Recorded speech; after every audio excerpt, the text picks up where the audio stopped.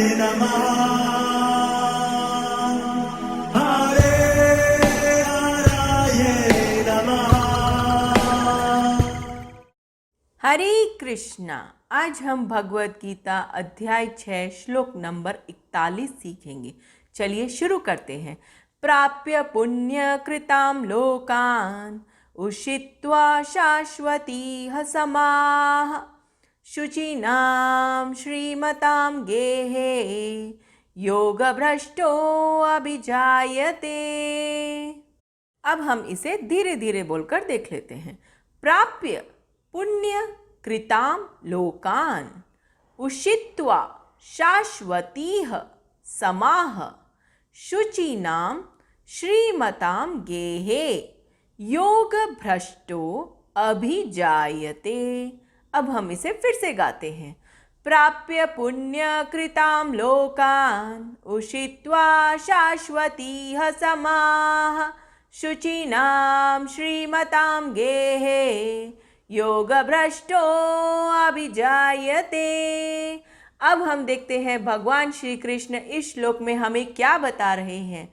भगवान श्री कृष्ण कह रहे हैं, असफल योगी पवित्र आत्माओं के लोकों में अनेक वर्षों तक भोग करने के बाद या तो सदाचारी पुरुषों के परिवार में या कि धनवानों के कुल में जन्म लेता है।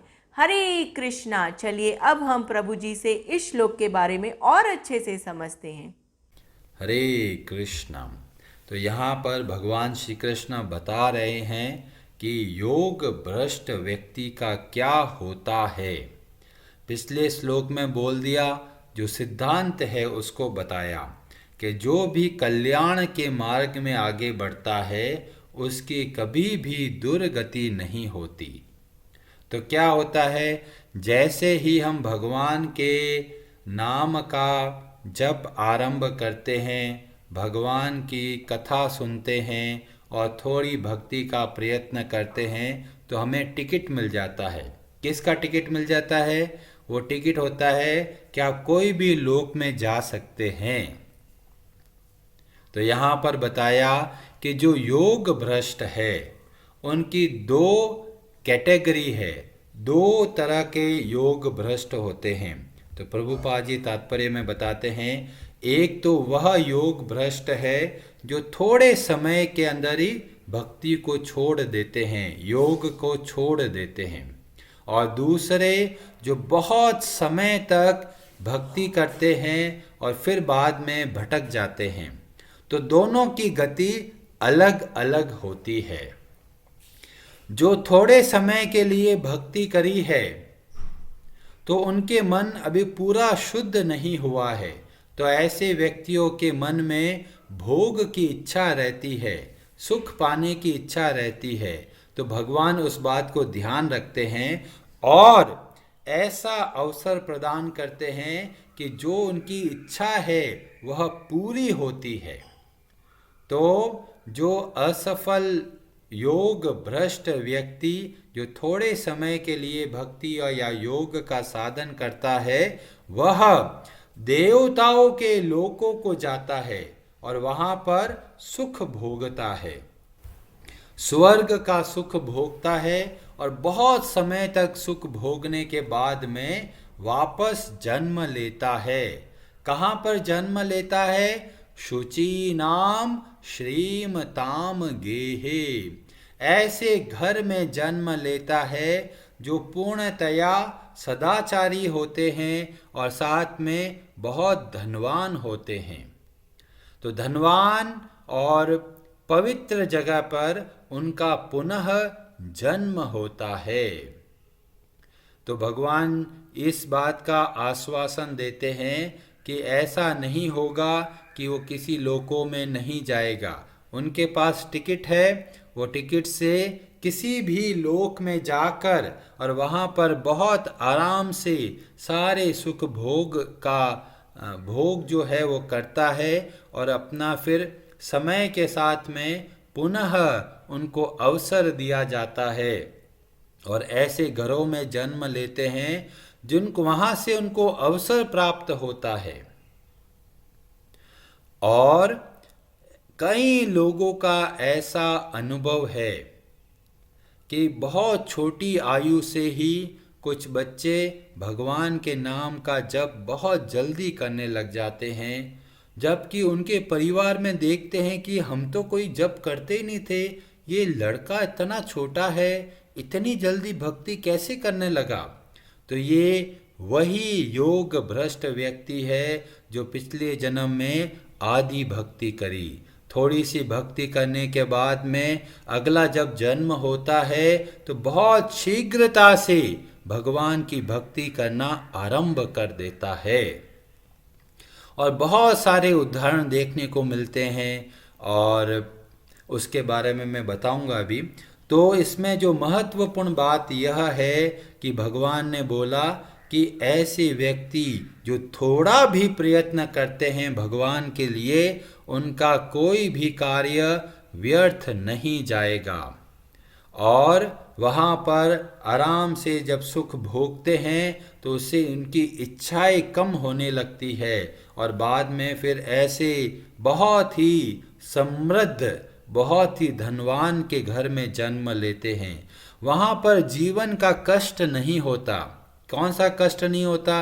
अरे पानी नहीं आ रहा है, राशन लेके आओ, ये सब्जी बनाओ, वो काम करो, वो ऐसा कुछ करने का उनके पास कुछ आवश्यकता नहीं होती। तो धनवानों के घर में जन्म लेते हैं तो उनके पास बहुत समय मिलता है, भगवान की भक्ति करने का अवसर मिलता है। तो इसलिए हम सब को पूर्ण शक्ति के साथ और बहुत अच्छे से भगवान की भक्ति करनी है और हमें किसी बात की चिंता नहीं करनी है कि कई लोग बोलते हैं जी बुढ़ापे में हम भक्ति आरंभ किए हैं, अभी तो हमें पता ही नहीं कितना समय और बचा है, पता नहीं हम अच्छे से भक्ति कर पाएंगे या नहीं कर पाएंगे। तो उसकी कोई चिंता नहीं है, अगला जन्म मिलेगा और बहुत अच्छी जगह पे मिलेगा। और भगवान आगे बोलते हैं कि ऐसे घरों में जन्म लेना बहुत दुर्लभ है।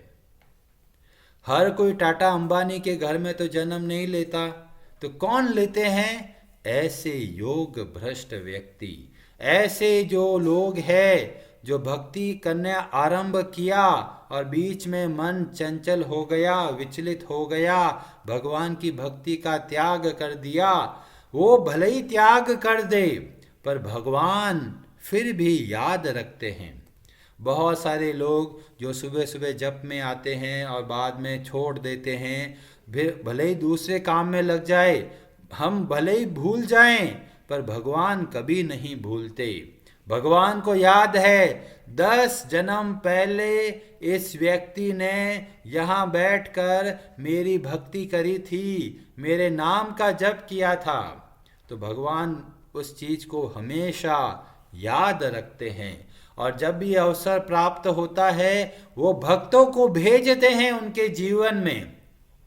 और भक्तों को भेजकर जैसे ही वो भक्तों के संग में आते हैं, बहुत जल्दी से भगवान की भक्ति और अच्छे से करने लग जाते हैं। तो इसलिए आप निश्चिंत होकर पूर्ण शक्ति के साथ में भगवान की भक्ति अवश्य कीजिए। आधी अधूरी भी करी तो नुकसान नहीं होगा। और अगर दूसरी ओर देखें, जो लोग बहुत अच्छे से पढ़ाई करते हैं, इस संसार की डॉक्टर बन गए, पीएचडी बन गए, डबल पीएचडी बन गए, और जब वो शरीर का त्याग करते हैं, अगला जन्म होता है तो वापस बोलेंगे A for apple, B for baby. क्यों? क्योंकि संसार का ज्ञान जो प्राप्त हुआ वो सब का सब व्यर्थ है। क्यों? अगले जन्म में उसको वापस आपको वही चीज करनी पड़ेगी। पर भगवान की भक्ति आरंभ कर ली है, ए फॉर एप्पल बोल दिया है भगवान की भक्ति का और एम तक पहुंच गए, अगला जन्म होगा तो एम से ही आरंभ करेंगे। तो दो रास्ते हो गए, एक तो संसार के रास्ता, एक भगवान का रास्ता। जो भगवान का रास्ता जाता है उसमें कभी भी हास नहीं होता, पतन नहीं होता। भले ही थोड़े समय के लिए रुकावट आ जाए पर वापस वो वहीं से आरंभ करता है। जबकि संसार को जितना समय दिया वो सारा का सारा समय व्यर्थ हो जाता है। वो केवल इस जीवन में काम आता है, और यहाँ तक कि कई बार इस जीवन में भी काम नहीं आता। बहुत सारे लोग पीएचडी करके बैठ गए पर उनको पता नहीं कि वो क्यों किया है। बहुत तरह तरह की पढ़ाई कर ली पर उनको उस पढ़ाई का लाभ नहीं मिला।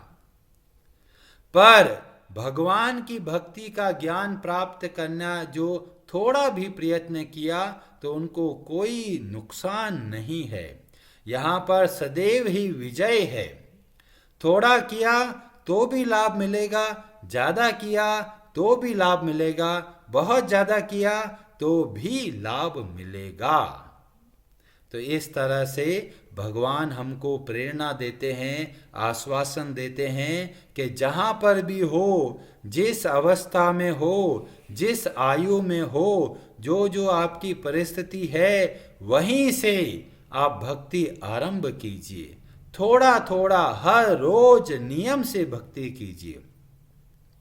और इस संदर्भ में मैं आपको एक सच्ची घटना बताता हूँ। तो ये बात है सन 1950 के आसपास, 1949। अमेरिका के एक नगर कैलिफोर्निया में एक जगह पर एक व्यक्ति का जन्म होता है जिसका नाम है ब्रायन।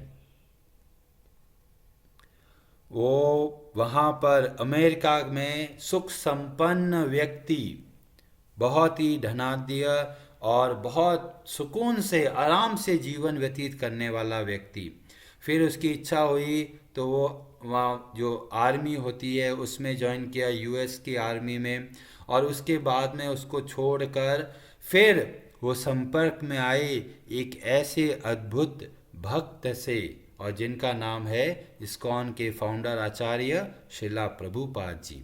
प्रभुपाद जी के संपर्क में आकर ये जो ब्रायन व्यक्ति है वे बन गए इंद्रद्युम्न दास।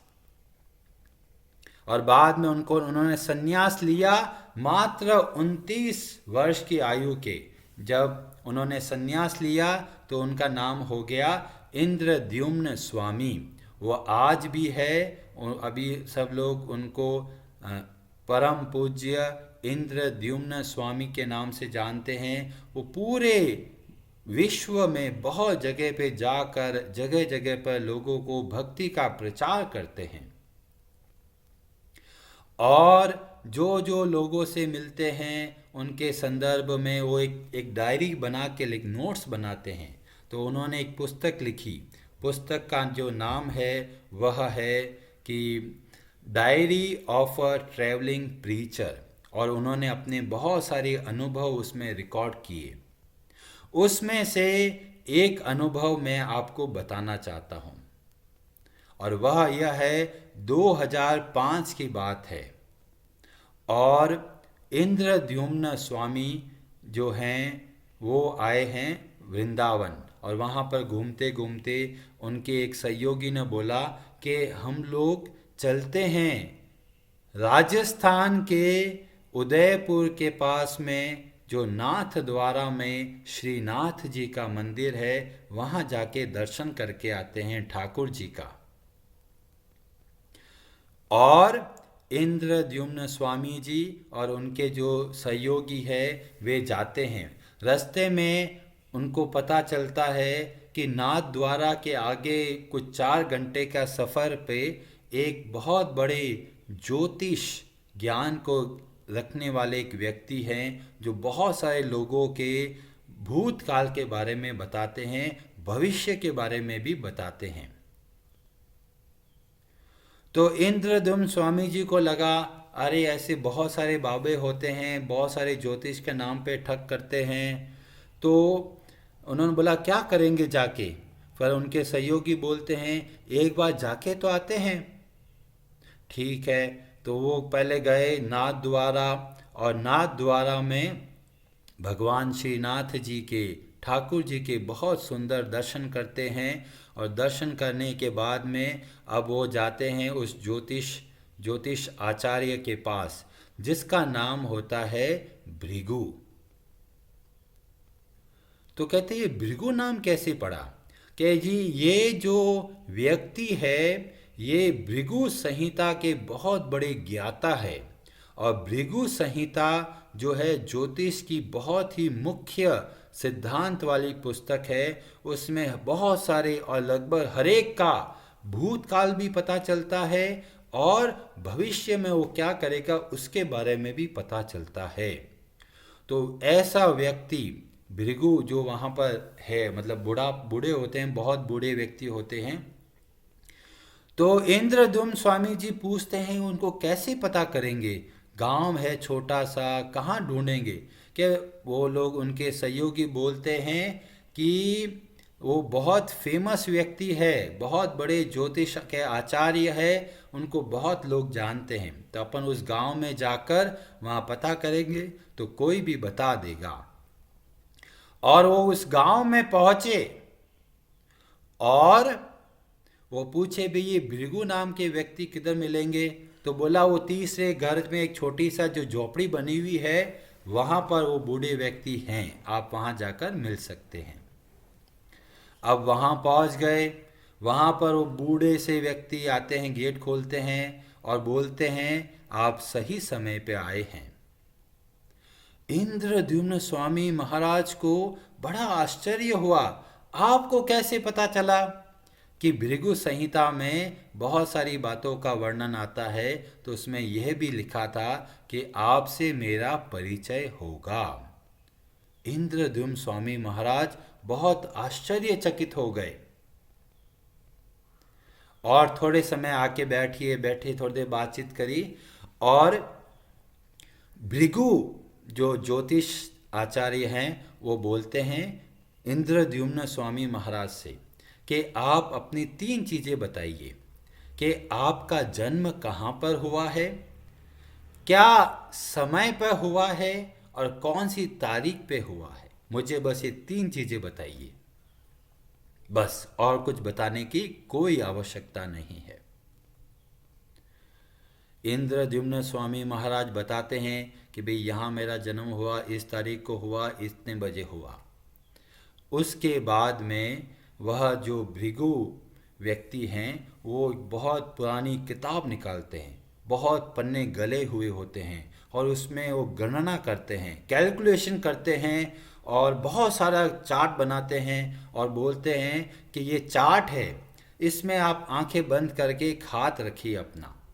और इंद्रद्युम्न स्वामी महाराज हाथ रखते हैं और फिर वो कुछ और कैलकुलेशन करते हैं और कैलकुलेशन करते करते अब वो पूरा रेडी हो गए हैं। और अब भृगु व्यक्ति बताना आरंभ करते हैं महाराज इंद्रद्युम्न के बारे में, जो कि बहुत बड़े सन्यासी हैं, उनके बारे में बताना आरंभ करते हैं। बस उनको केवल 3 चीज़ें के बारे में पता है और धीमे धीमे वो ऐसी ऐसी बातें बताने लगते हैं जिससे कि इंद्रद्युम्न स्वामी महाराज आश्चर्यचकित हो जाते हैं। आपको ये सब कैसे पता चल रहा है?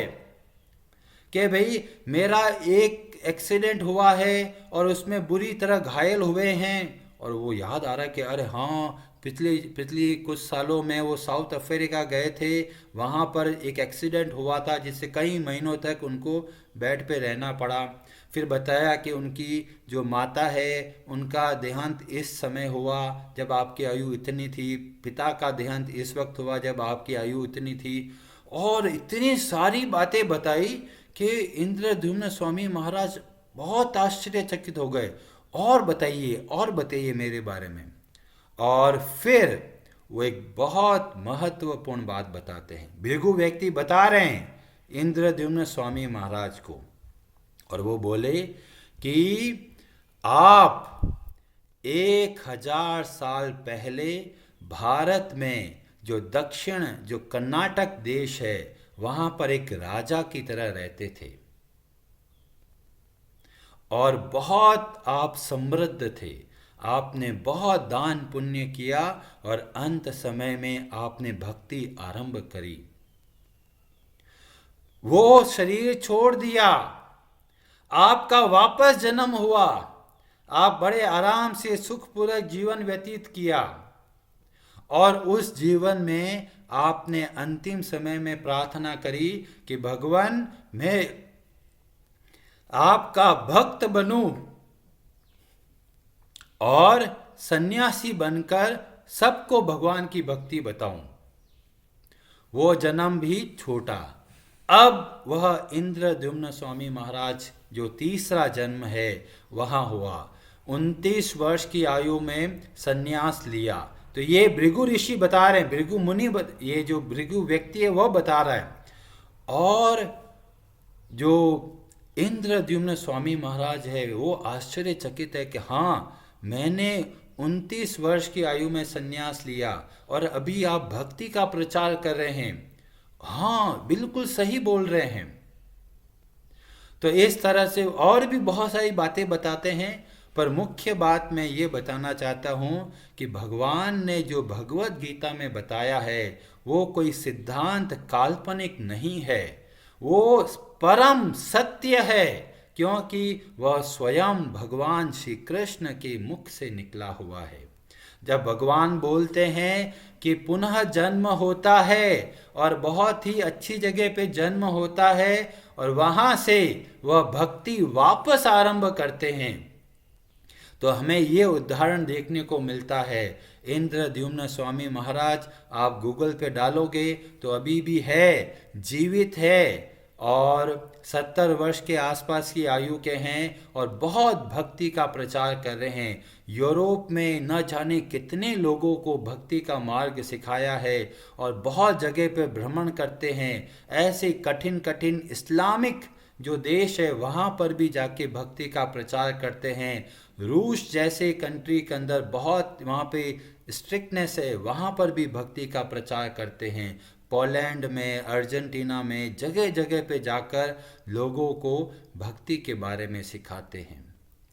तो इस कथा से हमें ये मैं बताना चाहता हूँ कि आप निश्चिंत रहिए, भक्ति बहुत अच्छे से कीजिए। जितनी भी भक्ति करी है उतना और उससे कई गुना ज़्यादा आपको लाभ मिलता है और वापस आपको भक्ति का मार्ग दिखता है। कहाँ अमेरिका के किसी जगह पे बैठे व्यक्ति और कहाँ अब इतना अच्छे से भगवान श्री कृष्ण की भक्ति करते हैं और अन्य लोगों को भी भक्ति का मार्ग बतलाते हैं। वे ऐसे लोग हैं जो कभी कृष्ण नाम सुना ही नहीं और उन्होंने इतने अच्छे से भक्ति करना आरंभ कर दिया। तो बहुत सारे यूरोप में, अमेरिका में ऐसे ऐसे व्यक्तियों का जन्म हुआ है जो बहुत ही अच्छे परिवार से हैं और जैसे ही उनको कोई भक्त का संग मिला तुरंत भक्ति आरंभ कर देते हैं। तो ये ऐसे योग भ्रष्ट व्यक्ति होते हैं जो भक्ति करी पर थोड़ी वजह से रह गई तो उनको वापस अवसर मिलता है। हरे कृष्णा जी, आप सबका बहुत बहुत धन्यवाद। हरे हराये नमः।